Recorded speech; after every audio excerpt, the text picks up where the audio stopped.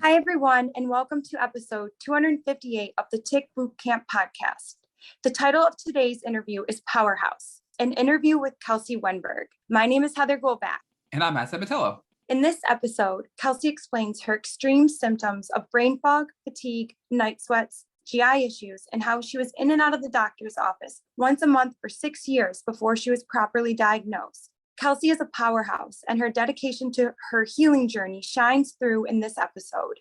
Kelsey Wenburg, welcome to the Tick Bootcamp podcast. We are so happy to have you here and for you to share your story. Thank you, Heather. It's great to be here. Yeah, we're so happy to have you here. So can you tell us a little bit about yourself? Where do you live currently? What do you do? And where did you grow up? Yeah, I'm from Anchorage, Alaska. That's where I grew up. I spent some time living in Sydney, Australia, and then came back, started working in Anchorage. I got sick. I got sick about 10 years ago, but I officially had to quit working 3 years ago. And prior to your symptoms and being diagnosed with Lyme, what was your life like? So prior to being diagnosed with Lyme, I was doing great at my job. I was very active. I was training for a marathon. I loved running.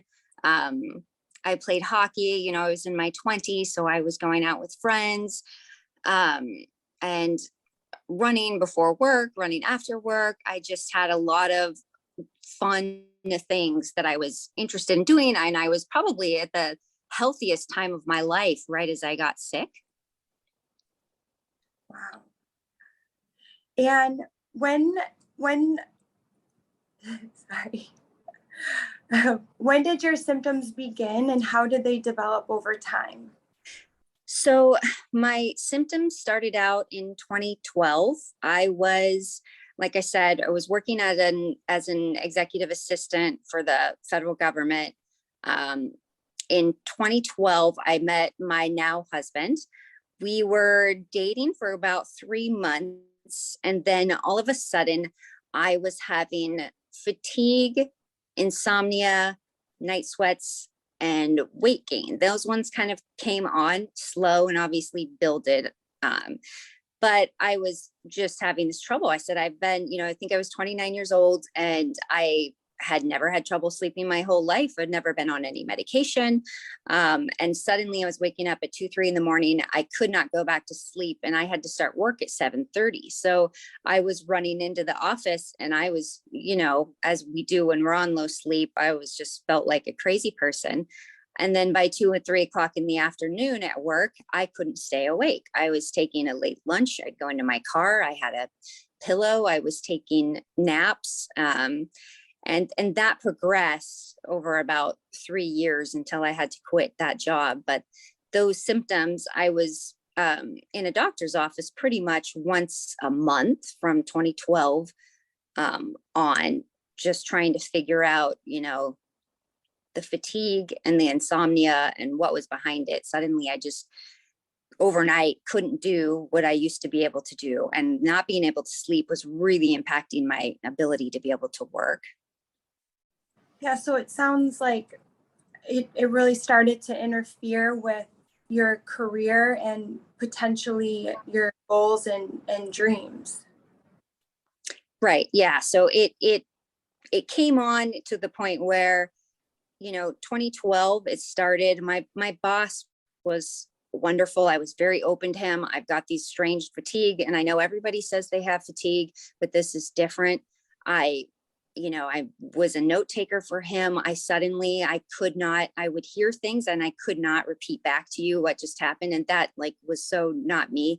So I was trying to explain to him, I'm having these kind of neurological symptoms are going on and I can't sleep and the fatigue. And he was very understanding. I was lucky in the beginning. In 2013, I had been diagnosed with Epstein-Barr virus. As we kind of all start, so I took a month off of work trying to figure out if I just needed rest.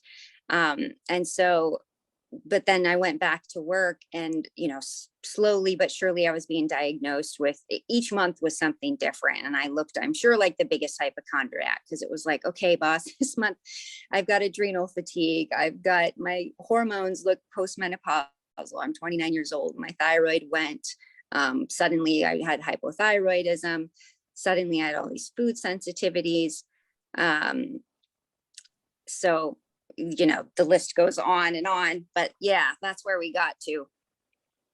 And do you remember your breaking point? Because it sounds like you had gone through a lot of testing and, without a proper diagnosis. And do you remember your breaking point where you were like, this has got to change? Yeah, well, this might be long, so interrupt me here if you need to, but the breaking point was about 3 years into symptoms.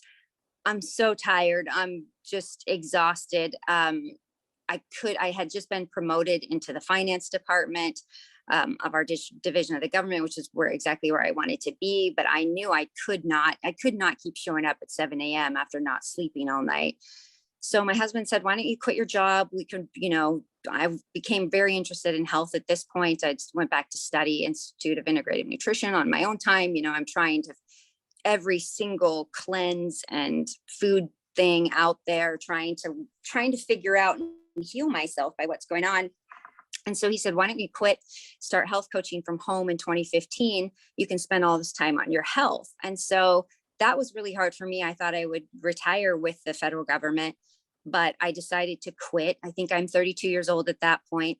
And then I spent the next 3 years, I was so devoted to my health. I was, I chelated heavy metals. I still had no idea what Lyme disease was at this point, but I found out H. pylori. I treated that. I was doing ozone therapy because I had a lot of active viruses. I spent 2 months in Big Sur trying to learn yoga and meditation and Kundalini. And I was still slowly but surely everything I was still doing great. I was still exercising, but my breaking point came at the 6 years in.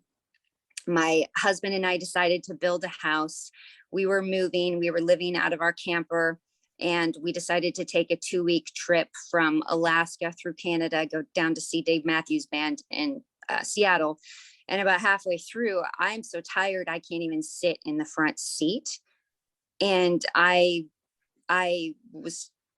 husband just said, we've got to turn around, we'll forfeit the tickets. I just said, I don't know what's going on. Like, I was hot, I was sweating, and I had to virtually lay in the back for hours driving home. And by the time we got home, I was at my breaking point. My brain, I couldn't remember which side of the road to drive on. I couldn't speak to anybody. I was so tired. And I ended up going for a massage. After the massage, it must have pushed out the Lyme or something, because I ended up coming home and I had a double bullseye rash on my arm. And that was the start of the breaking point. Wow. Yeah, it sounds like you had a really long and intense journey. So before I switch or give it over to Matt, how many doctors did you see, and what type of false diagnosis did you have? Let's see. Well, there was one doctor who stuck with me, who is an integrative medicine doctor, who was trying to sleuth it out. And I saw her 30 times, and she would refer me out to, I don't know, I probably saw 15 different doctors. And I had every diagnosis from chronic fatigue, possible MS. It was depression. Anxiety was one that they stuck at for a while. I was in therapy for a year thinking I just needed stress management, and that's why my adrenals were burnt out. Let's see, other diagnosis. Adrenal failure was kind of what I kept hearing, adrenal burnout, but it was, yeah, mostly that. So Kelsey, I'm sitting here, and after interviewing over 250 people with Lyme Yep. disease, everything you're telling us are classic symptoms or complications due to late stage Lyme disease. So Oh throughout yeah. this window before your diagnosis, which I think took you about 6 years, did Lyme Yes. ever get brought up? Did a tick bite ever get brought up? Did any kind of vector-borne illness ever get brought up? Oh gosh, no, never once, ever. In fact, when I even developed the bullseye rash, I was so lucky. I happened to walk into a doctor's office because I'm so sick at this point, desperate for answers. I've kind of just resorted to the fact I'm dying and it's going to be a known cause. Nobody has mentioned Lyme disease. We don't even talk about ticks in Alaska. We don't, I've never seen a tick. And so when I present with this double bullseye, I just happened to walk into the right doctor's office and she said, that's a bullseye from Lyme disease. And, I'm calling and texting people and they're like, we don't have Lyme disease in Alaska. There's no Lyme disease in Alaska. And I'm like, well, she said the, guaranteed thing is this rash that I got, and I've been sick for years, but no, never, ever. And life would be so different, I feel now, if, when I first came in there with hot sweats and insomnia and Lyme disease was on the table to be tested for. I wish so bad. And night sweats are a classic indicator of babesia. So there's so many things I feel like they missed out on throughout your journey. But totally.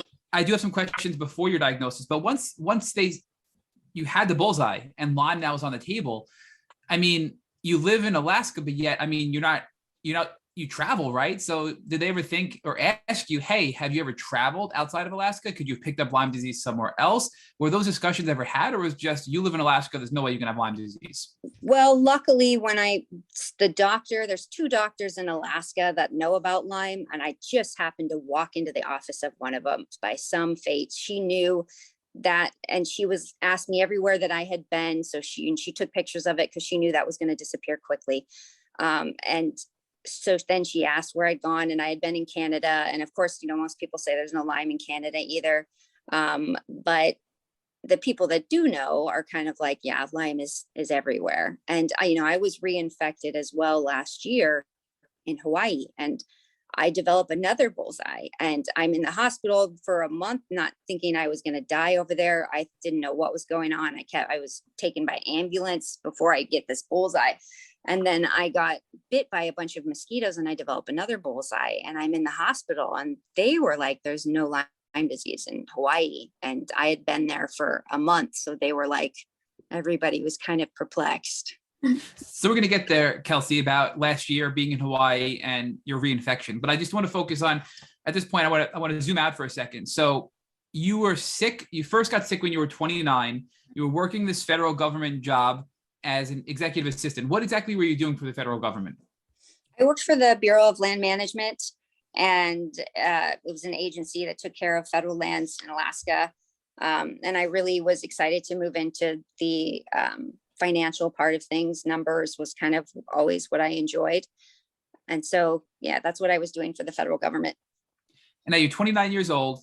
Yep. You start dating your now husband. 3 months later, you get sick. And Right. This is the beginning of your journey. And now this Right. journey lasts 6 years until you're 35, until you get your diagnosis. And you talked to Heather about a lot of the things that you did before your diagnosis. What I find very interesting here is you did a lot of treatment modalities, which are commonly associated with Lyme disease, but yet you didn't know you had Lyme disease. So, I mean, for example, you did heavy metal chelation and detox. You were doing Kundalini yoga and meditation. You were using ozone. You had H. pylori, which is very common with Lyme as well, as something that kind of coexists, and you started addressing that. So I have to ask, before you got your diagnosis, were any of these things that you were doing helping you even a little bit, because they were real things going on in your body, but just not possibly the root cause, which was Lyme disease? Oh, for sure. I mean, like I said, once I quit my job in 2015, I had a 3-year period working as a health coach, and I'm doing all of these things that I'm learning about for functional medicine to help support the body for whatever is going on. And that bought me some time. What we know now is I got reinfected again in 2018, and then I just tanked, but I bought myself some time doing all of these things. I was so obsessed with learning how do we heal the body for, anytime you have 10 things wrong with you, you're missing something, right? Like I knew I was missing a bigger piece. But so then when I started some of these things though, I would herx and I didn't know it. Like I was running a group 28-day detox, and we were taking these herbs that I now know are, some of the Lyme herbs. And I went down first, and I'm leading the class, the charge, thinking, and I was so sick after the second or third day, I had to pull out. And then I started doing ozone, thinking this is just a great way to clean your blood. And everybody would say, do you feel great afterwards? And I was like, I just don't. I am going so I was herxing really bad off of that. And that makes sense, because possibly others were not infected with Lyme disease and they were feeling better, but you were herxing, which nobody else can relate to, right? Which I think is something that we struggle with. Well, why are they getting better and we're not? And it has a huge psychological impact on us. So let's talk about that. So you still have your Lyme diagnosis. I think it's amazing how you got into the health coaching field, which helped you find all these things on your own. So you quit your government job, you're a health coach, and you're kind of stepping into all these new modalities that are helpful, but you don't have the big picture yet. Now, when you're realizing that you're feeling worse and others are feeling better, talk to us about the psychological impact that had on you. And, many of us, probably all of us in the Lyme community, can relate. Sometimes we feel isolated, alone, and like we're these weird aliens. How did that have an impact on you? Well, there's a lot of guilt too that goes in. I did feel like a weird alien for sure. I was at a Tony Robbins conference once with a bunch of people, and I had just taken our little tincture of herbs that we're doing on our fun little detox, and I just go down, and I had to leave. And I remember catching the thing back to my room, and I'm crying by myself. And, everybody's enjoying their coffee and their cocktails and stuff at a conference. And there was no way I could participate in any of that, because I felt I was a sensitive flower, and you start to isolate yourself. There's, you just can't go out anymore. I can't stay up late anymore.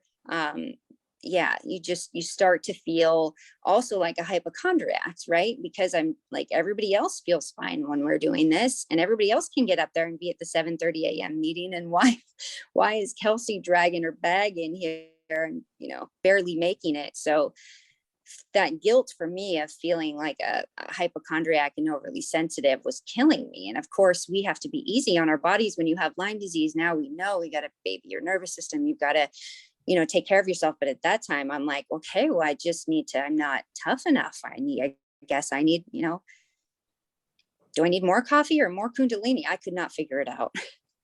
We've learned that being a female is actually even worse for people in the Lyme community. So as a male, I can't relate to this, because although, yes, I was poorly treated and I was told it was all in my head, and I was told that they're going to put me in the psych ward if I don't stop, coming in and saying there's problems with me. Yeah. I know females have it much worse than males, and especially young, very pretty females like you, Kelsey, and Heather. So I'd like you both together to talk to us about this. What role do you believe your gender and your looks played into doctors dismissing your illness and prolonging your diagnosis? Well, as far as gender goes, I can tell you, one time I go into a new doctor's office. I've got my stack before I knew I had Lyme of all my tests. And I'm just saying, like, I'm desperate for a new person to help me. Why I could, find my missing piece maybe. And she takes this binder, and I will never forget this. I tell the story all the time, but she takes all my paperwork, hands it back to me, and says, you need to go look in the mirror and tell yourself I'm fine.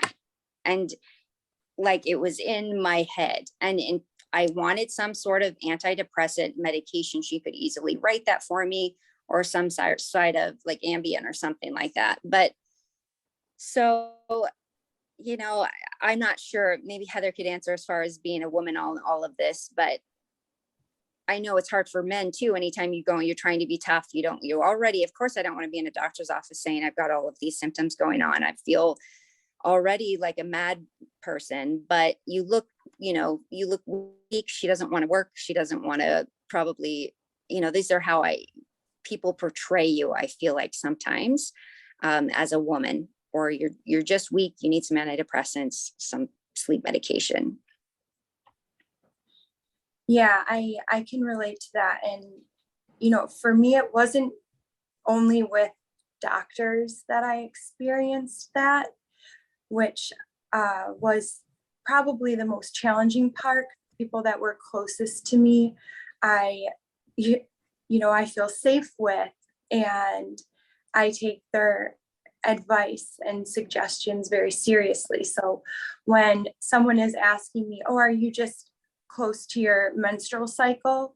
Right. Maybe emotional, or yeah, hearing from a doctor that you're just depressed or it's anxiety, I take that very seriously and I take it to heart, or at least I did. And I think just like you, Kelsey, I started to have guilt and shame.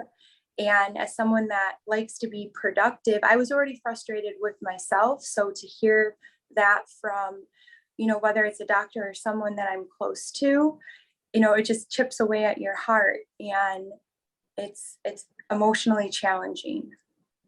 And this guilt and shame, though, right? I think it prolongs your diagnosis, and the longer you wait for a diagnosis, the deeper the Lyme bacteria and all the other things going on, which we know it's never just Lyme disease, are getting deeper into your body, into your tissues, into your heart, into your brain, and making it even harder to treat. So it's very frustrating to hear that females have it even harder than males, because nobody's ever said to me, "Hey, look, Matt, are you just emotional because you're close to your cycle?" Right? So I never even thought that something like that would be said to somebody when they're exhibiting these horrible symptoms associated with Lyme disease. But Kelsey, Heather brought up another good point. Beyond doctors doubting you and telling you it's all in your head, there are loved ones, friends, colleagues, family members, etc., who may put those thoughts of doubt into your mind as well. So in your experience, Kelsey, how is your family responding to this when doctors are telling you it's all in your head? Clearly you knew you were sick, it sounds like, but how are your loved ones around you responding to these doctors? I have a wonderful family, supportive family. I don't know what they were thinking. I'm sure they were just as confused by my constant, like, sorry guys, like I can't have gluten, please don't, I know I probably looked like some sort of hypochondriac crazy person. My husband was the one who was just like, stay in your lane. This, he kept reminding me because he could see it. He knew the exhaustion. He could see the sweating. He knew the problems that were going on. But in the beginning, this is a crazy story, but in the beginning, I was going into the doctor's office, who became a really good friend, and just saying, I'm tired and I'm hungry all the time. It's making no sense. Like I'm just constantly hungry and tired. And she was like, well, maybe, some sort of like food anonymous or group therapy is what I needed. And I laugh now, but I actually ended up in this like Overeaters Anonymous class for one night. And I come home to my husband and crying. I'm like, I don't think this is my problem. Like I'm that crazy that I'm, because of my symptoms, that people are thinking maybe you need like an Overeaters Anonymous class because you're tired and you're hungry all the time. It's just, again, feeding into this is in your head type of issue. I just find it infuriating to think about a doctor saying you need to go to Overeaters Anonymous because you have all of these horrible physical symptoms.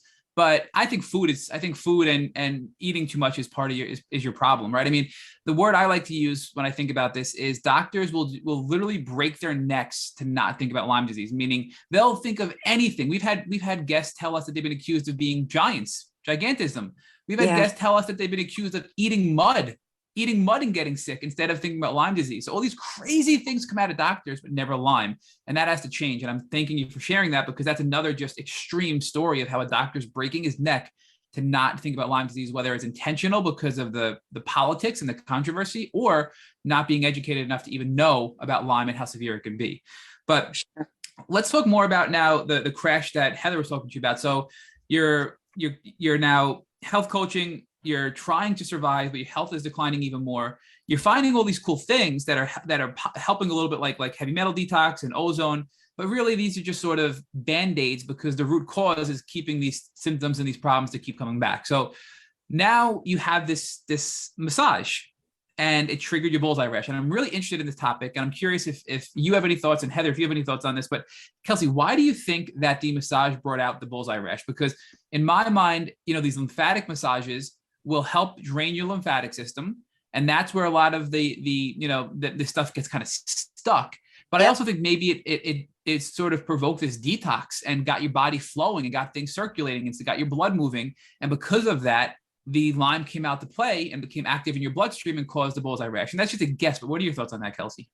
Yeah, well, when I got to see Dr. Klinghardt, his thoughts, when you see a double bullseye, like I presented, he said that was like your second strike. But I had a local doctor who said, I just finished up my 10th pass. Like I did 10 different rounds of ozone. And after the 10th one is when this bullseye came out as well. So it's definitely detoxing, definitely bringing up the bugs to the surface. So I don't know whether it was that or whether at the time, I was meditating on top of our camper. If by chance I got bit again on the arm, I don't really know, but it's a fascinating discussion to bring up because I definitely must have been bringing the bugs to the surface, because we know now before maybe doing an hygienics test, getting a deep massage is great to stir those bugs up. Yeah, and I think they call it the antibiotic challenge. We recently interviewed Studi Vora from hygienics, and she kept calling it the antibiotic challenge, or the the tick-borne disease challenge. So some people will use antibiotics to provoke the Lyme bacteria to come out before an hygienics test, and others will use other means, whether it's a deep tissue massage or whether it's detox, or whether it's ozone, and those things will bring Lyme to the surface. You're more likely to have a positive test. So I think it's interesting. There's some overlap here between what you were doing and probably not intentionally to bring out the bullseye, which led you to your root cause of Lyme disease, right? Yep. So now, and it sounds like even with this bullseye, you still had struggles because you're in Alaska, you can't have Lyme disease. So talk to us about what doctor finally said, okay, maybe you really do have Lyme, even though you live in Alaska, but you travel to Canada and you could have gotten infected in Canada, possibly. Yeah. So I walk into the doctor's office that, like I said, there's 2 doctors in Alaska that know of Lyme. I just happened to walk into that office.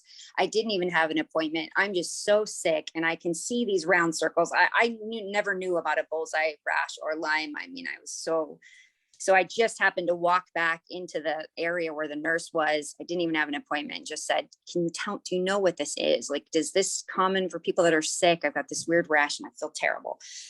And she luckily was the one that knew. She's like, that's a bullseye rash from Lyme disease. Sit down, I want to take a picture. I'm going to see you at the end of my day when all the patients go. You need to start antibiotics right away. And so I called my local doctor that I was working with and just said, this is, they're saying I have Lyme disease. This popped up. And she was just like, what? And I, text my husband. He's like, what? So everybody is confused, but I'm grateful that I have this woman in my camp and she's saying, here's the symptoms of Lyme disease. I'm on the ILADS committee. Have you had any of these? And I'm like, well, that explains my whole last 6 years of what, so she's looking at this thinking it's a new bite. We probably should get you started on antibiotics right away. But I'm thinking in my mind, like my husband came to this appointment and I said, this has to be what has been going on this whole time. It has to be. Nothing else makes sense, but this encompasses all of these symptoms. This has to be what was going on. And she agreed that maybe this was, I already had it. She wanted to test the hygienics that day. If you had just got bit by a tick, she said it probably wouldn't pop on hygienics and she'd have people wait, but she was very curious to see if this was chronic Lyme, like late stage. And so we tested that day and sure enough, I had Lyme and all the co-infections. So, yeah. This is a really important tip for our listeners because you had a bullseye rash that was provoked because you were treating indirectly a lot of the things that were going on in your body, which brought out the bullseye rash from chronic Lyme disease, not an acute infection. But right. Doctors, 99.9% of doctors will see a bullseye rash and say, you have acute Lyme disease. This is not connected to the last 6 years of your health issues, and we need antibiotics to get this acute infection. But thankfully, your doctor knew enough. You had a friend who was connected into ILADS, and you realized this could be chronic, and you did the hygienics test immediately. And to your point, if you did that hygienics test immediately with the with the bullseye rash, and it were an acute infection, most likely 99% chance it wouldn't have popped positive because it was too early for your body to mount an immune response, which is how these things look for the infection in your body when you're doing a test through hygienics, right? So on one hand, they're saying you have an acute infection because you have a bullseye rash, but then on the other hand, you now have this definitive lab work immediately proving you have the immune response showing it's not an acute infection, right? So did that help you in any way? There's some contrast there, right? I'm curious to see how your doctors responded to that conflict of thinking. Yeah, obviously she was conflicted. It's the first time she's ever seen a bullseye rash in Alaska. So she doesn't know for sure if this is a chronic problem I've had or an acute. So she wants to start me on antibiotics right away. Looking back now, I know, and that just blew things. Talk about like what broke me. But she didn't know. So being that there was a fresh bullseye, she thought we need to just jump on the antibiotics tonight. She ordered them for me that night. Looking back, what I know now, I needed to do some other detoxing to prepare my body for the antibiotics and what was to come once I started those. But she didn't know whether this was acute or long term. I suspected for sure it was what was happening all along. But we started antibiotics that night of the second bullseye, the double bullseye. So Kelsey, give us an idea of how your symptoms progressed and expanded, meaning what new symptoms did you have? How did your existing symptoms worsen up until the point of your diagnosis? Just to give us some context as to how sick you were when you got diagnosed and started the antibiotics. Okay. It started as fatigue. You're tired. You're taking a nap at 2. It progressed to the type of fatigue where I have a big stripe down the side of my car because I'm driving to a doctor's appointment. And I was so tired. I hit the side thing. And when I was parking, and I just pushed my seat back and fell asleep. I mean, the fatigue, I was pulling over on the side of the road all the time. I'd show up to places with a seatbelt mark on my face. I have several laughing stories about that, because that fatigue at that point was pretty epic. And right when I got diagnosed with that bullseye, my stomach extended. So I have this huge gut bloating issue that I hadn't had. And then the insomnia was so bad at that point, I'm on medication for it. And then when I popped that bullseye, the new symptoms that really progressed is I couldn't breathe. I had the air hunger, and I couldn't even get up off my back. It was like everything. It took me everything to breathe, and all my brain was like gone at that point. I don't know if the inflammation or the craziness that was going on inside of my body. I was so scared at how my brain was gone once that bullseye was there, that as soon as I knew it was Lyme disease, it was like a month later, I just signed myself up for an 8-day water fast because I needed to blitz some inflammation fast, because I said to my husband, I'm losing my brain. I can't even figure out my supplements. I would be crying. I couldn't figure out when to take what. I mean, the same cognitive issues were just like the brain was just switched off. You were physically and cognitively impaired, and it was having a drastic impact on your ability to really even help yourself heal and work with your doctors and communicate with your doctors. But I mean, one of the things that I find sort of curious is that you're getting this antibiotic treatment, and I have to imagine, and you kind of alluded to the fact that you didn't feel better. So how long were you on these antibiotics for with your probably well-intended doctor from Alaska who just didn't know about Lyme disease before you said, all right, this is not working and I have to make a change? I think I did hers for about a month. Doxycycline, Mepron, Zithromax. I think we did that for a month. And I'm like, my gut is blown at this point. I've not had gut symptoms, and those are full force. And we're staying in a camper. I got to run into my parents' house to go to the bathroom. And so I was on hers for a month, and then I'm like, we need to get another opinion. So I found a doctor, another person I know with Lyme in Alaska, hooked up with his doctor from Florida. And it's another, none of this is paid under insurance too. I'm sure we'll get there at one point, but I'm selectively making another appointment. This doctor says you need to double the antibiotics. That's the problem. You're doing the small dose, you need the big dose. So we double the dose of antibiotics, and I do another dose of antibiotics. And I honestly don't even remember that month.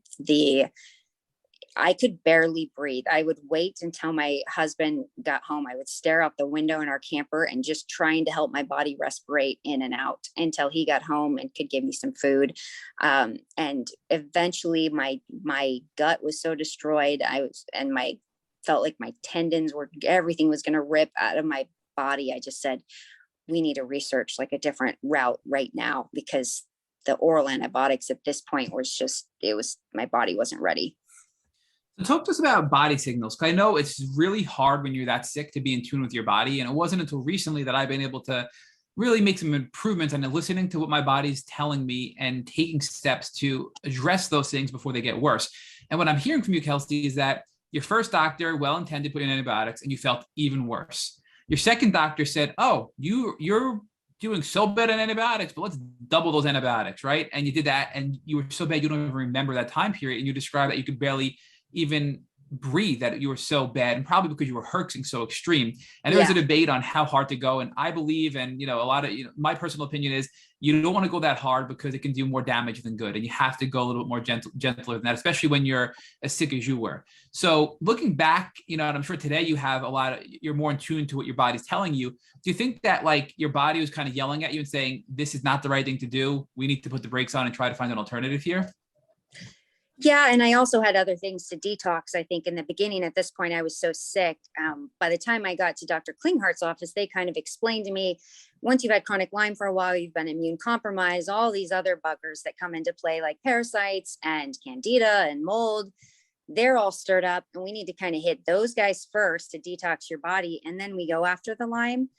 And so that's what we did. And also, the doctor that I have now, I see Dr. Lehman, and she's been absolutely wonderful godsend for me, because she's like, we're back at the route of antibiotics now 3 years later, but each time we try one new antibiotic, she wants me to let her know how I'm feeling that night. And she will help guide me through, okay, that's too much. We're hitting the nervous system too hard. Let's try something else. Or she'll say, okay, a little bit of depression and stuff, that's going to be normal because we're, hitting the bugs in the brain. So she's able to navigate me through, this is too much, let's switch drugs, or that's a normal symptom that's going to come with herxing, and we're not going to push too hard ever on the nervous system.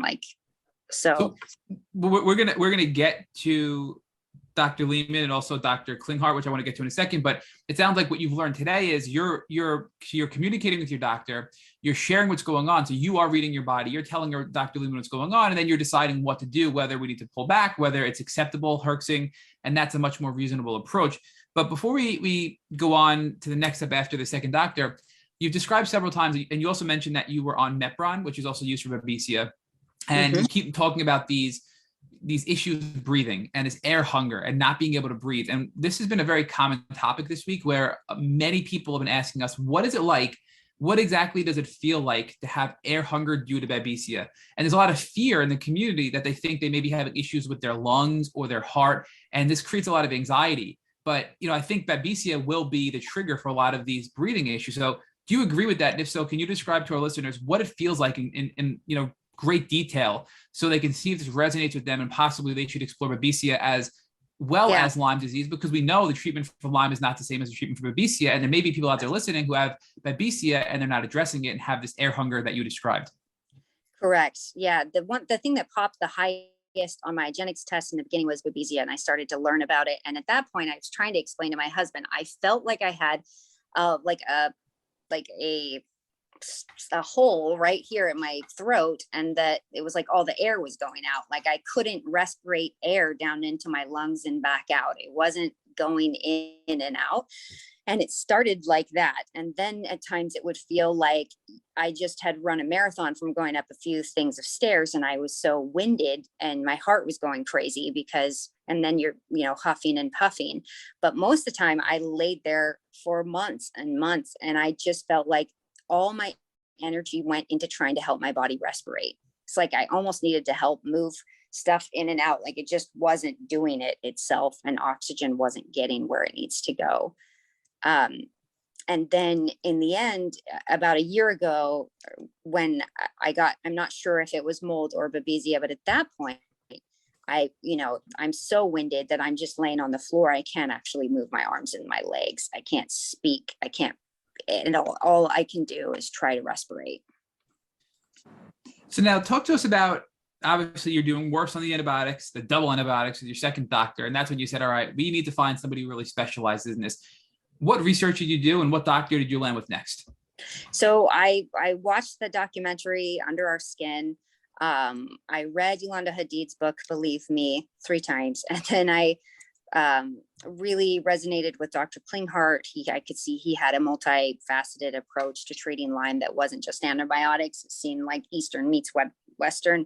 So we chose him as our next doctor, but it was a 6-month wait list before I could even see him. So I am just battling, trying to stay alive until I can get to Dr. Klinghart's clinic. What were you doing? I mean, you were a health coach, right? And I wonder, was your cognitive decline so significant that you couldn't tap into your knowledge of your training to be a health coach to help you in the interim, or were there things you were doing that were just helping you have symptomatic relief until you got to Dr. Klinghardt?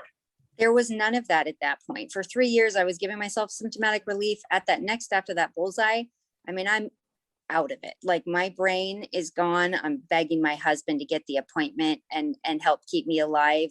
We did start to do some stuff once I'm watching all of Dr. Klinghardt stuff, and we bought an infrared sauna.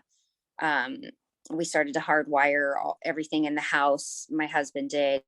I'm trying. I flew out to California for this week-long water fast, trying to get some inflammation down so I could keep getting my brain back. But my brain is going at a rapid pace. So my husband actually got me a phone. It had no apps on it. Nobody could write. It was just for Internet Explorer, so that I could purely study Lyme disease and what I needed to do in those little tiny pockets where my brain wasn't so overwhelmed that I could do some research. So I'd like to just pause here for a second and talk about fatigue, because fatigue, according to LymeDisease.org, and they do that Lyme patient study that they have, My Lyme Data, and based on all the feedback, fatigue is the #1 symptom of chronic Lyme disease. And I know there's a commonality here between your story and Heather's story. And Heather, when we interviewed you on your podcast, you describe fatigue as something that is really hard for a healthy person to understand.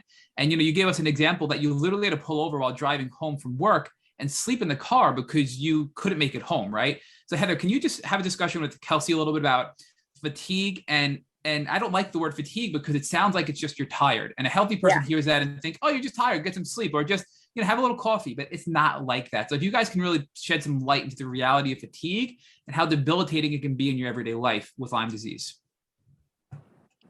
Yeah, for sure. I remember somebody saying, oh, you've been fatigued in bed. Have you been watching a lot of shows, reading a lot of books? And I'm like, this is a different type of fatigue. I can't even have the television on. I can't read a book.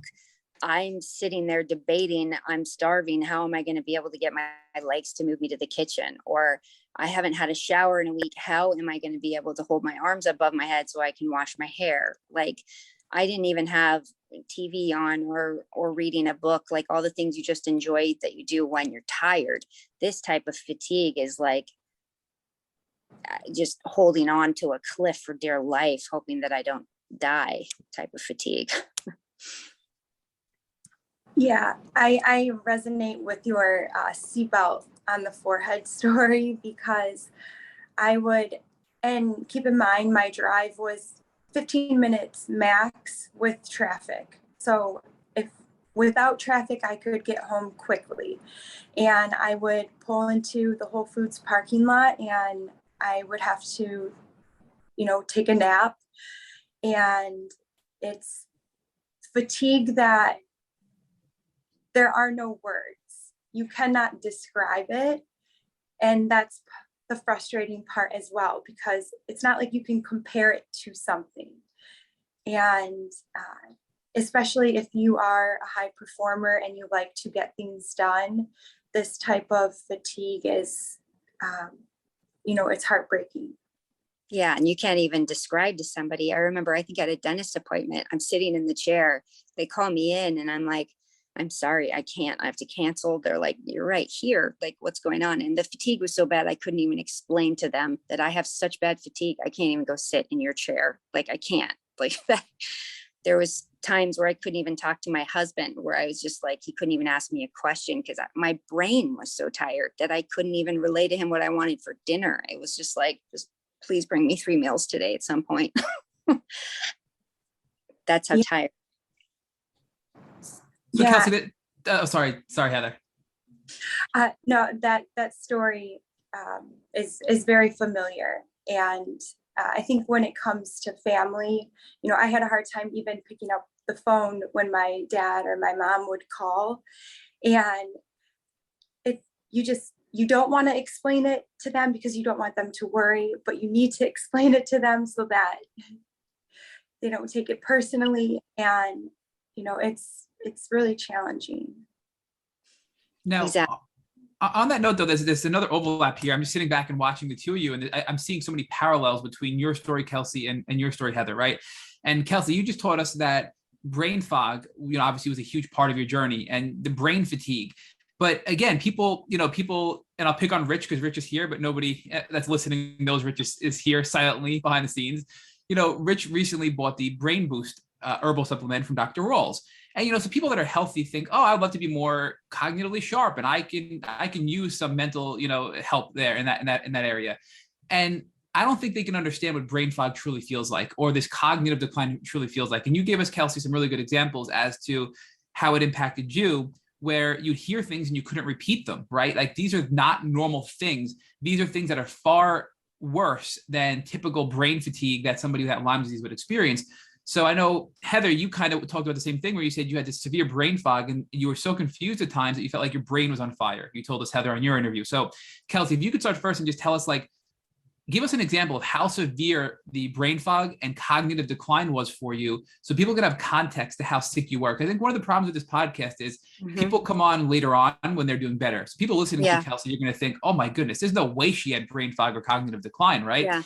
And same thing with you, Heather. You're co-hosting this interview with me. People are never going to believe you had severe cognitive decline.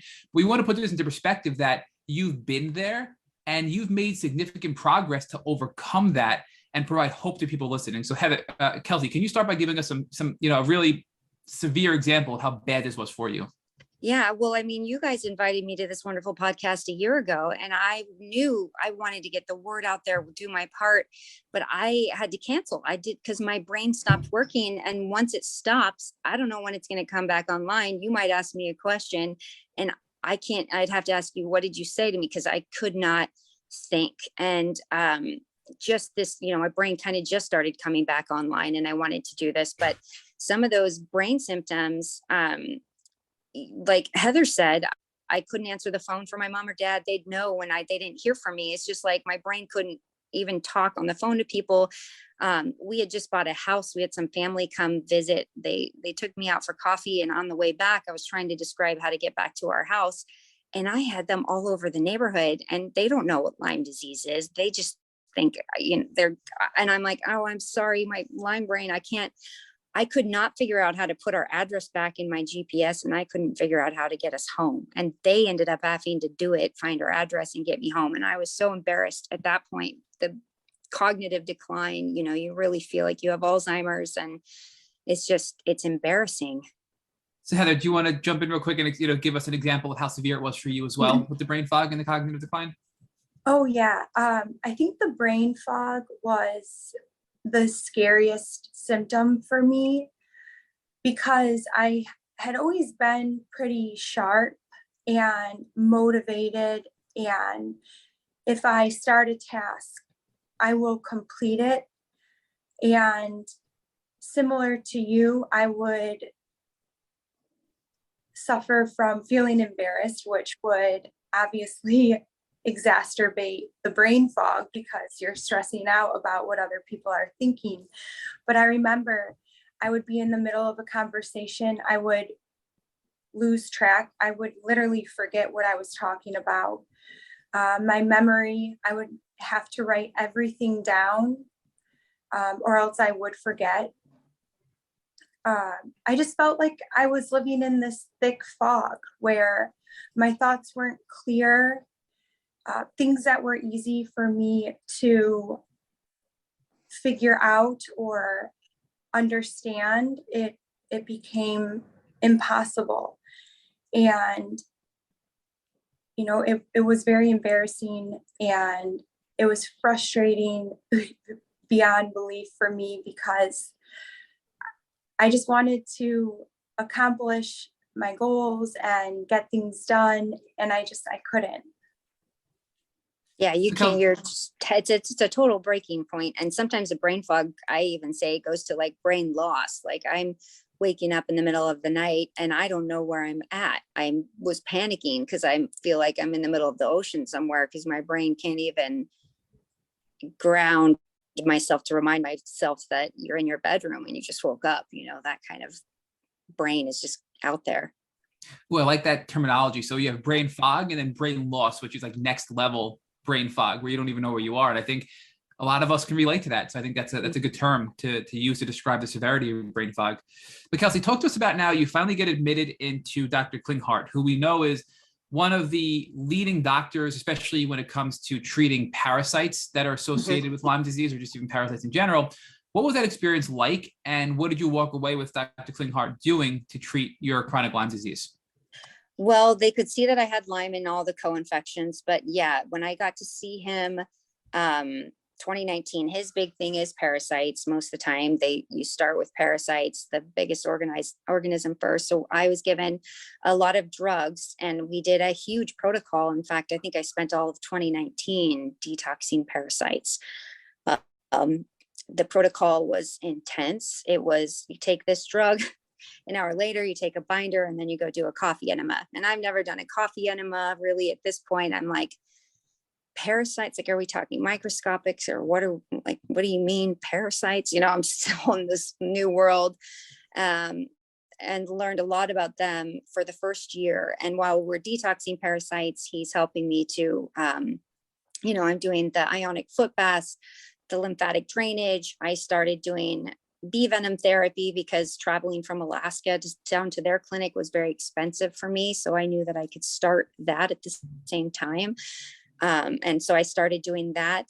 Do you kind of want me to go through the protocol he had me do, or?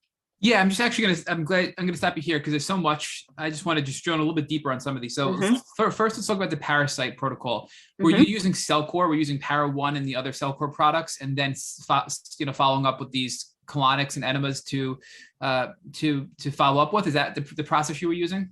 No, Cellcore and Para One products are great. I love those, but we came in with some big hitters. All of the Alinea, the Beltricide, ivermectin, mepicrin, pyrantel. I mean, if you name the parasite drug pharmaceutical, I've probably taken it. And it was in a strategic time frame that he had. You take this one for 3 days, then that one for 3 weeks, then switch to this one for 4 weeks, and then do this one for a month. And so we kept switching around, trying to get them all gone. And you did that in parallel while using bee venom therapy, or bee venom therapy came later? I was doing bee venom therapy at that time. I didn't realize now that I should probably have waited on bee venom therapy. But Dr. Klinghardt is a fan of bee venom and just kind of thought it would be okay if I did it. I didn't realize that, I needed to really check for a mold infection before doing bee venom therapy because I did develop MCAS. So I guess talk to us about that. So how does mold interfere with bee venom therapy and then trigger MCAS? I think that's what you said, right? So just talk to us through that logic, and people that are thinking about using bee venom therapy, how mold can play a role in making it not effective or even making you feel worse.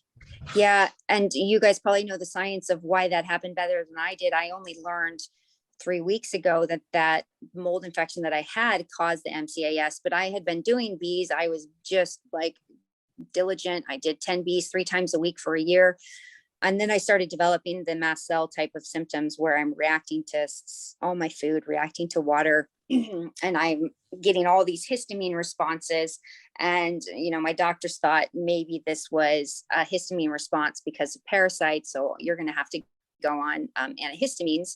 And that means you have to stop bee venom. So I just stopped the bee venom. And then it wasn't until, now a year later, having a new doctor look at everything that I've done, she helped me find kind of my missteps. And one of them, she said, was, you have an active mold infection and you shouldn't have been doing that with bee venom therapy or it will activate MCAS. So that's the first time I learned that mistake the hard way. So does bee venom therapy invoke histamines in your body, which then amplifies the MCAS or the mast cell activation syndrome symptoms that you were having as a result of Lyme disease? Is that the connection where bee venom therapy increases histamine? You have increased histamines because of mast cell activation, because of mold, and now together it's this sort of master effect, perfect storm to make you sick, right? Is that kind of what happened, you think? Yeah, exactly. The perfect storm. But I was on these forums and they were kind of like, keep pushing through, the bee venom degrades mast cells. So I'm having more and more histamine responses and still trying to push through, push on. And I shouldn't have been doing that because, I just ended up with just histamine craziness. So it sounds like this was 2019. I think you said it was about a year that you were doing bee venom therapy and also this parasite protocol, which was a variable protocol of changing things in and out, right? Did you make any progress? Were you feeling any better? Or do you think that the mold exposure that you didn't know you had, the developing MCAS, and also the trigger of the bee venom therapy was preventing you from actually making any progress to all of these therapies that you were doing, like the parasite protocols? Yeah, that was all there. So I wasn't feeling better. The parasite protocol was very intense. So that, which I just needed to go through, I guess, to clear my body of all that. So all of 2019 was a blur. Nobody heard from me. I didn't, literally no texting, no visitors, no friends. That was my job. I took everything that they told me to take. And I did all the bee stings. And then in 2020, we kind of transitioned away from parasites, into, at that point, Klinghart's crew thought it would be good to start going into cavitation surgery for me. And so we kind of started focusing on the viral protocol that they did. And then in 2020, I started that year with doing the cavitation surgery with Dr. Nunnally in Texas. And after that, we did just a round. We were going to hit the mold, and they, my thing for mold was just a month of Sporanox. What is Sporanox, Kelsey? It's itraconazole Sporanox. It's a antifungal prescription medication. So I just want to back up a quick second here. So you've been describing things so brilliantly, and I want to ask you, because many people in the community suspect they possibly have mast cell activation syndrome. It's very common with people with Lyme, especially that have mold exposure, right? So what did it actually feel like? You talked about you started having reactions to everything, to water, to food, right? So can you just give us a little more detail about, as you were using bee venom therapy, and as you continued to have mold exposure, and as your histamine and your MCAS started to worsen, what did that mean as far as symptoms and reactions you were having to food and environmental things in your everyday life? Well, I started to go weak. That was a new symptom. And I thought maybe I had like ALS or something, because I would eat a meal and then my husband could see it on my face. If it was the wrong meal or too much histamine or something, my face would just kind of lock up. My arms would go weak, and I would physically slip right off the dinner room chair and just lay there on the ground, like the weakness. Then if I would walk by something that had mold, like I would just all of a sudden go weak. I can't even explain it without, I wish I had it on video, but my husband just had to catch me every time. But if we had a lemon in the kitchen that possibly got a little bit molded, because you missed it at the bottom of the fruit basket, and I got a whiff of that going by the island, I literally, you would look like I had 10 shots of tequila. So then the weakness was like, you couldn't wash your hair because my arms were so weak. The histamines kept coming up, and that I was getting hot flushing, sweating. The mast cell list of symptoms overlaps with some of the Lyme symptoms so well, but that's what I was getting. And then I knew it was mast cells, because as soon as I would sip water, I felt like I was on a boat and just kind of drunk. So, a lot of people in the Lyme community do say they feel like they, out of nowhere, they just feel like they're drunk. And I think so that feeling for you was a response to a mast cell trigger. Is that what happened? So people that are listening and thinking, well, like we had somebody just this week tell us, sometimes at night after I eat dinner, I feel like I'm drunk and I don't know why. So possibly she's eating some foods that are triggering a mast cell, trigger in her body, right? And people think, oh, fun, that's great. And it's like, no, this is like a bad trip I'm talking about. I feel sick and swaying, and I'm so confused, and like my brain can't even think, and I feel nauseous. They wanted me to use CBD to help me on something, and I was so scared to use anything that might be a remotely psychedelic or mess with the brain, because I constantly felt drunk, and I was taking a lot of Zofran because I was nauseous all the time. It was like that feeling constantly. Kelsey, did you ever get tested for any of the genetic mutations associated with mold and people being more susceptible to mold illness, like the HLA-DR mutation? Because it always is fascinating why one person in the Lyme community is so much more extremely sensitive to mold than somebody else, right? And we know genetics plays a role, and there are other factors too. But what do you think is the reason why you were so sensitive to a moldy lemon that was like across the room as you were walking by, and you'd have a reaction, and your husband would notice, right? Right. I must have that gene. I didn't get tested for it. I just always assumed that I have it. I think like 25% of people have it. But I'm guessing because my mom, while I'm going through this treatment, she's developing Parkinson's type tremors. And I brought her into Dr. Klinghart's office to try and figure out what is going on with her. And they diagnosed her as mold. And so she went and had a blood test, and the levels were growing in her blood at like 100 times the something. I mean, she had it so bad. So I knew that my mom was susceptible to mold. Then, you know, genetically, I probably just had that in me. And then who, you know, I never know, was it a mold exposure from before? And that's why my Lyme was so bad, or now that I have Lyme, I'm way more sensitive to mold. Like now my body just, I will still, I mean, I'm in my 11th hotel room since I've been here. We went through so many places. I bring Petri dishes with me to test for mold because it will make me go weak and I will fall on the floor. And I never used to be like that. I think it has amplified for sure, but I mean, I think it's a chicken or the egg question, right? What came first? Did Lyme make your mold illness worse, or did mold illness bring out the Lyme disease and turn it chronic in you, which is why, you know, in your case, it got so bad so fast, right? Yeah. And we'll probably never know the answer, but we do know that you have Lyme disease, and we do know that you have an extreme mold sensitivity, and together that's a really damaging combination to the human body. So explain for us a little bit more if you can, because we talked about fatigue earlier with Heather, but now we're talking about muscle weakness, where when you are having these histamine reactions and you're having these MCAS flares, whether it's provoked by food, whether it's provoked by an environmental external factor, you're so weak, you literally fall off a chair because you can't hold your body up in a chair. And I think that's a really good, you know, visualization to have for people to understand, because other people are having that as well and they can't figure out why. And I think this is going to hopefully help them identify a potential, you know, source to go look at for this. But how is the fatigue you experience with Lyme disease different than the muscle weakness you're experiencing with an MCAS flare that you just described?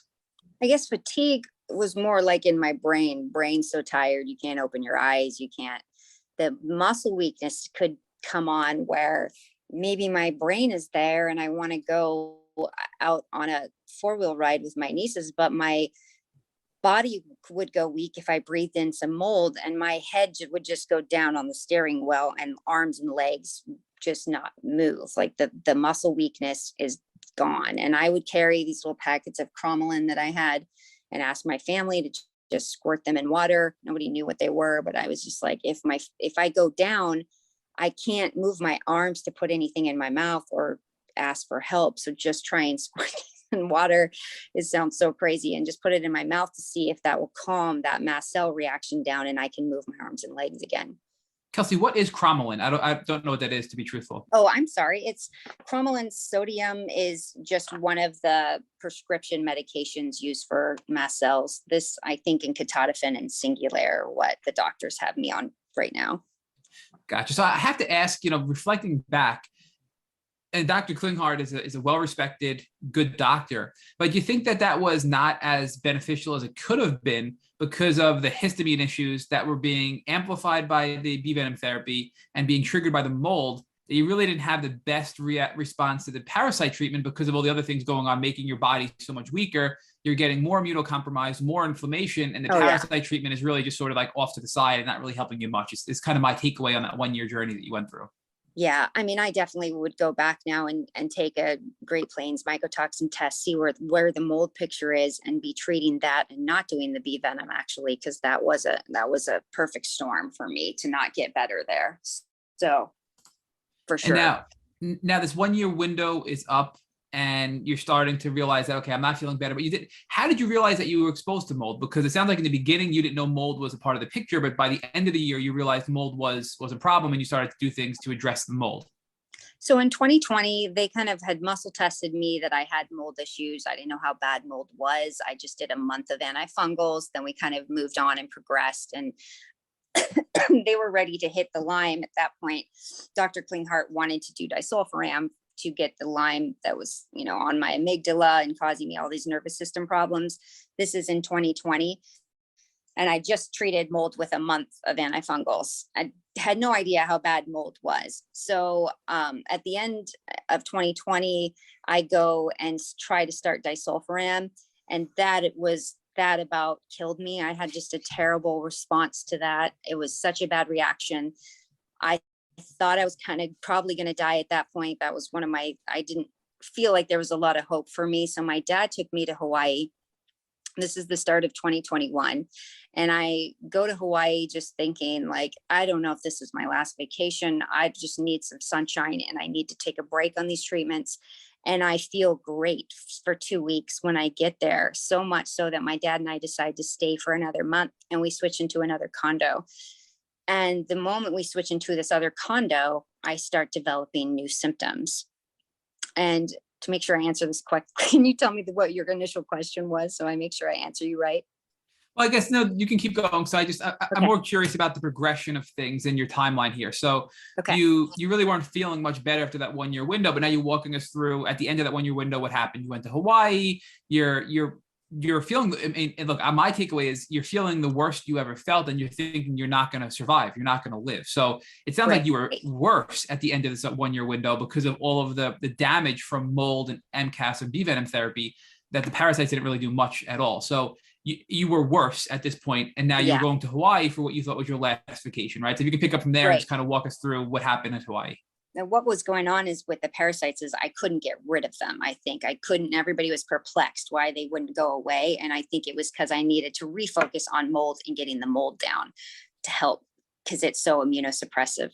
But I did go in 2020, I did 2 months of Flagyl. That did help me a little bit. It's kind of the only thing that in that year that actually helped me feel better.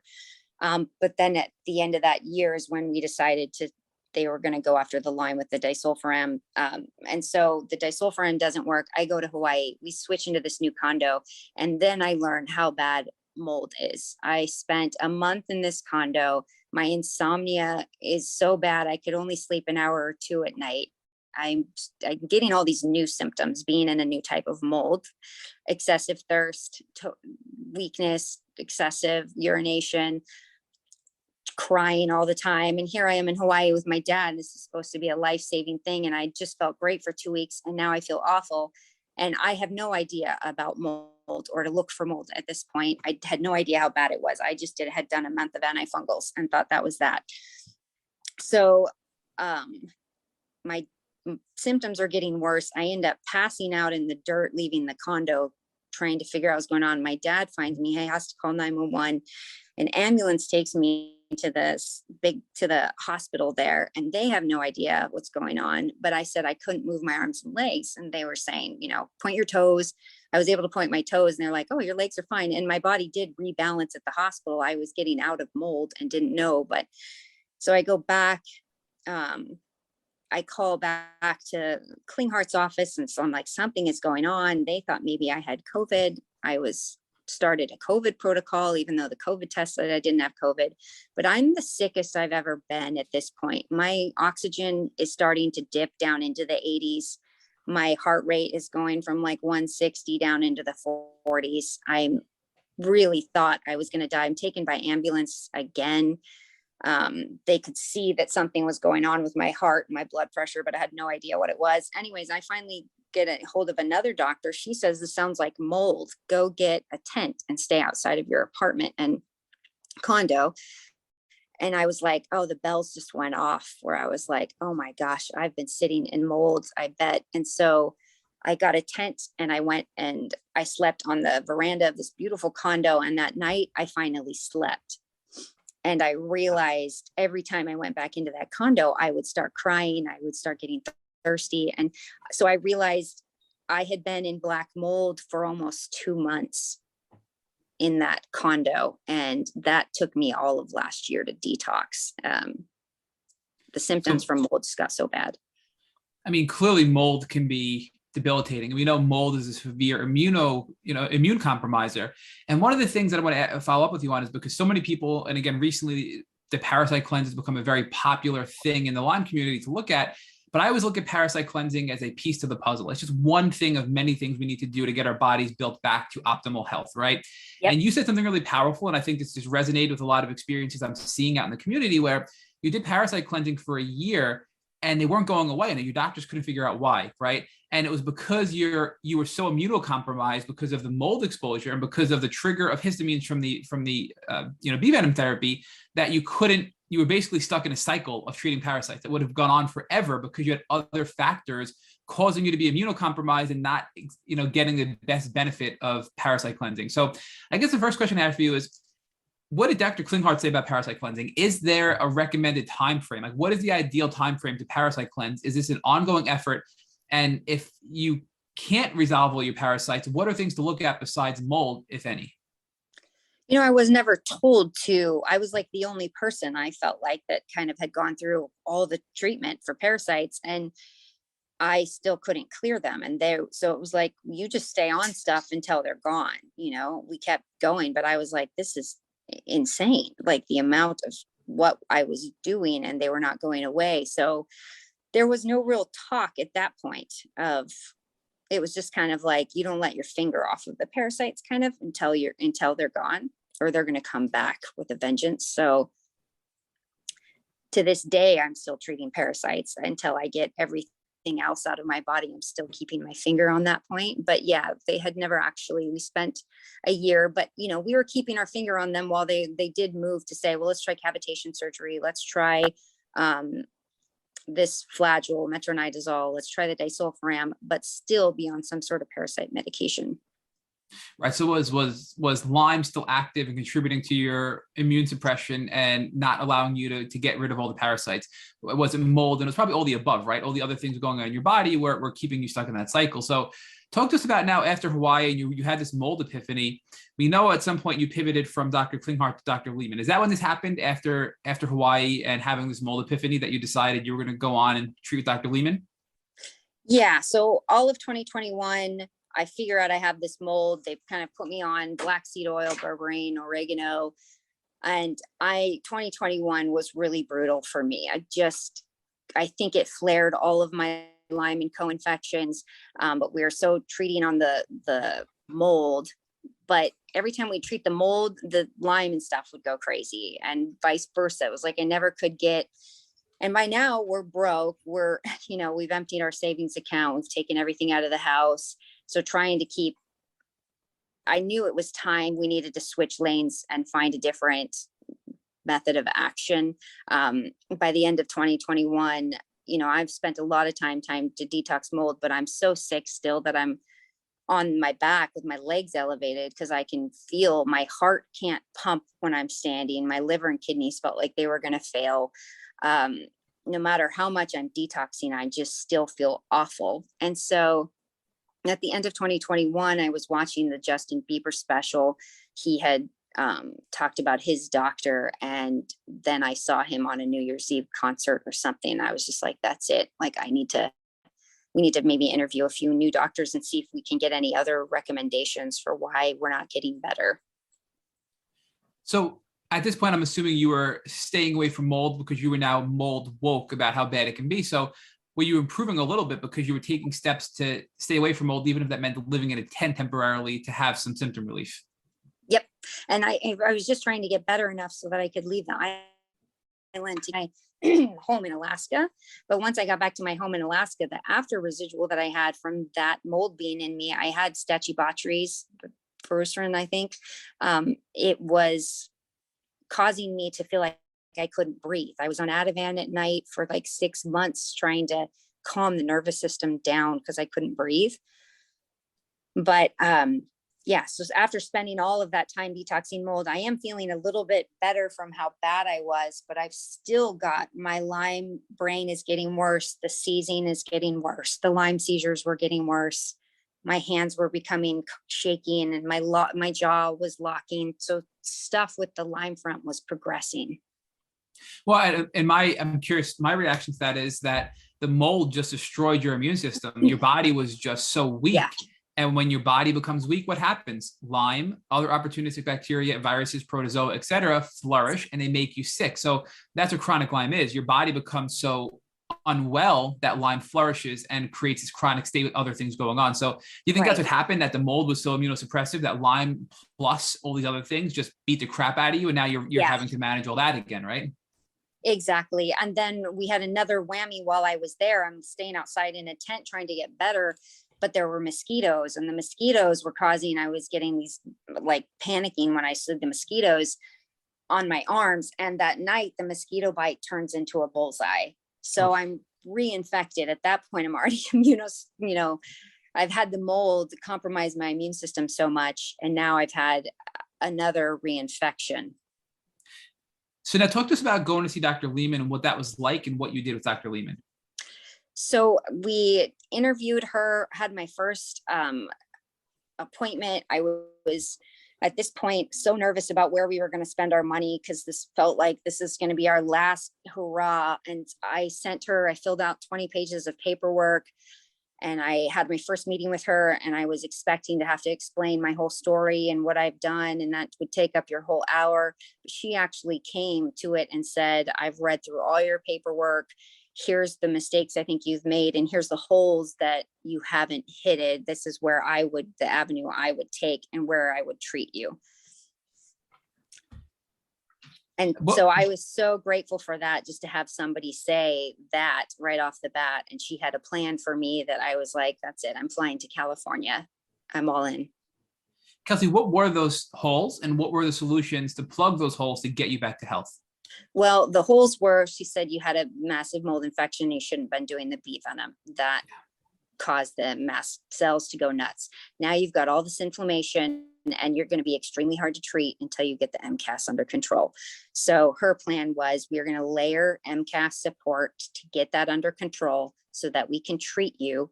And she said, you've never really targeted your Lyme and co-infections well enough. Those need to be treated while we keep our finger on the mold and parasites, and we test you for SIBO and our finger on viruses. But I want to go in, and she said, I think you should do antibiotics at this point now and go in and try and knock back these, because she saw the seizures that I was having. I'd sent her videos, and she said, I think those are Lyme seizures. I think it's on the brain. I think we need to go after those. So now with Dr. Lehman, you're treating the whole picture. You know what's going on. And by treating everything, you're not going to allow a comprehensive protocol to let mold weaken your immune system to make this protocol defunct and not be effective. So you're treating mold and everything else. And now you're finally in a place where you're going to be able to allow your immune system to start to rebuild and allow these therapies and treatments you're having to actually bring down the microbial load and get yourself back to health. So walk us through what that was like, starting with Dr. Lehman, unknowing it was a very, hard journey ahead of you. Did you start to feel better? What was that like when you first started treatment with her? Well, this was 3 weeks ago, and I got here on Super Bowl. It was like February 13th. She helped me get a PICC line the next day. I'm all nervous. I've heard so many bad things about antibiotics at this point. Antibiotics are going to kill you. Antibiotics are going to destroy you. I had done them orally before, but I had nothing to lose at this point. I mean, we barely got me on the airplane here 3 weeks ago. Didn't even know if I could make it. My legs would make it. I had nothing to lose. And when I met with her, she was so comforting and saying, like, I'm going to try you on, let's try you. If you can stay for a week or two, we'll try an antibiotic via IV in my office, see how your reaction is. And then we decide what we do the next day.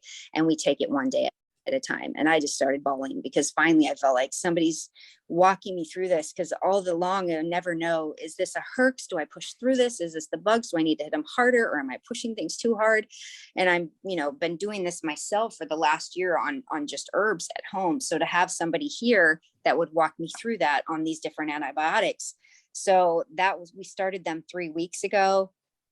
Within I haven't had to take any migraine medication in 10 days now. I haven't had to take a stimulant to get my brain to work. My brain is coming back on.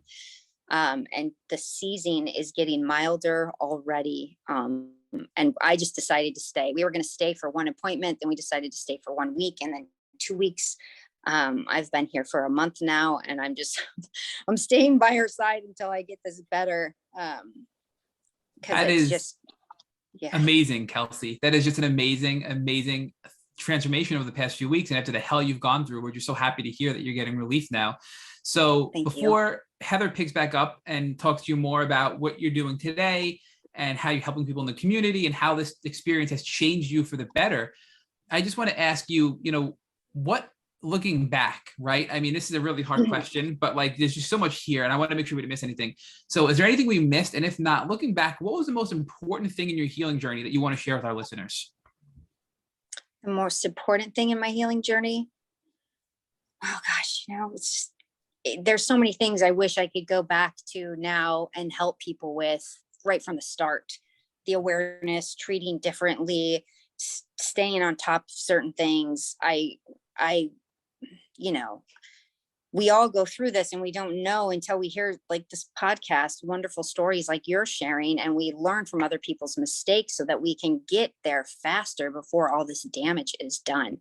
And being in Alaska, I was all by myself trying to figure this out. And now, you know, listening to podcasts like yours, creating a boot camp per se for how people can get better is just, it's so valuable, because those years weren't just lost. I mean, they were traumatic for people that, you know, I said goodbye to my husband several times. Yeah. Kelsey, your story is really inspiring, and I just want to take a moment to show some admiration, you know, to your dedication to the journey. Like, I've gotten the chills multiple times throughout this interview because you are a powerhouse, and like I can feel your strength. And when you were describing the success and how you feel with Dr. Lehman in a short amount of time, again, I had the chills. And I know that you're going to inspire so many, you know, not just people that are struggling with Lyme, but I think, you know, people that are not struggling with Lyme because of your persistence and dedication to that. And something that I like to reflect on, because I think it shifts my perspective in the moments where it gets a little dark with the symptoms and the fear, are the lessons and the things that I can look back on and see and witness, like, what did I learn about myself, or what blessings came from this journey. So I would love to hear, you know, if you have any lessons that you've learned, anything that you've learned about yourself. Yeah, well, you know, Lyme breaks you of all the superficial things that we thought were important before. The gift in that is that you really, I mean, it was a month ago, I said to my husband, if you don't mind, we can sell our house and I'll live in a tent if you're okay with it, because I just want, we have to, like, without your health and feeling better, there's no life, there's no living, you're struggling. And so taking care of your health, learning what, you know, the root cause of symptoms, or people on so many medications that are battling. I just wish that the lessons for me is always try and figure out why, like, why is that, what's causing that? Can I get to the root cause of that? But yeah. And another lesson is just that you have to learn the areas. I mean, my body is so sensitive. If my nervous system is uncomfortable at all, I'm going to go right into the thing. So figuring out where your body feels safe, where it feels happy, you've got to listen to that. You know I needed to be here in California. Alaska is really dark and right now, and I feel terrible being away from family, but you just have to listen to where your body might, I know it feels better in the sun, listening to where your body is calling you to feel better so that you can heal, because it has to be in that parasympathetic state, as we know, to be able to heal. Yes. And through all of the challenge of the Lyme journey, the good, the bad, the ugly, and looking back from, you know, what you've been through and where you are now, I know you're still in the healing, you know, process, but have you been called to do anything with this? I know you have your health coach certification. Yeah, I mean, I just now started sharing on social media. I didn't have a brain for that before, but now as it's coming back, that's kind of was a passion of mine before, so I started to share not just the good, or, hey, I'm back, I'm feeling better, but here's the real little bit of a glimpse of what it's like for people with Lyme, because people don't know and people think you're crazy. So I started to share that. And as I did, I was having all these people reaching out saying, I'm following you from Canada or from here. Can't get help. We're watching your journey. We want to learn from what you're learning from your doctors, because people are at home. They don't have the funds. They don't have a local doctor. So I just started to share on my stories, the treatment as I was going through it. Which for some people is outrageous. You can't do your own IVs at home. And it's like, well, Lyme people are warriors for a reason. We do all these things because we have to stay alive. And so sharing on social media has really been helpful for me. And I've connected with a lot of people, but I've also seen how many people are out there struggling that need the help from what you guys are doing, the stories that they're not alone, and also some solutions for other people. And that has inspired me just in the last week or two to say, okay, I don't know if I'm going to become a patient advocate after this. I don't know what I can do, but the awareness needs to be raised and people need help. Yes. And I'm so grateful to hear those words from you. And just even in this short amount of time, I feel like I've learned so much from you. So I know everything that you've shared and everything that you're going to share, you are going to make an impact for someone. Thank you. Appreciate that a lot. And same with you guys as well. Just, having this information you guys are putting together and sharing people's stories, this is what we need so badly, so we can learn from each other. Yes, definitely. And just one final question. What are 3 things that you are grateful for? 3 things that I'm grateful for. Well, I am beyond grateful for these Lyme doctors that are treating people. It's out of the box. They're not covered by insurance. Their peers often think that they're crazy for the practicing that they're doing. And they're heroes too, in my opinion, what they're trying to do, the people that they're trying to help. It's so unconventional. And I cried with Dr. Lehman before, just knowing that, what people think, it's hard for them as well. So I am so grateful for these Lyme specialists. My husband has been my rock. He's just like, whatever crazy thing, can you sting me with bees? Yep, let's do it. I think we should go to California.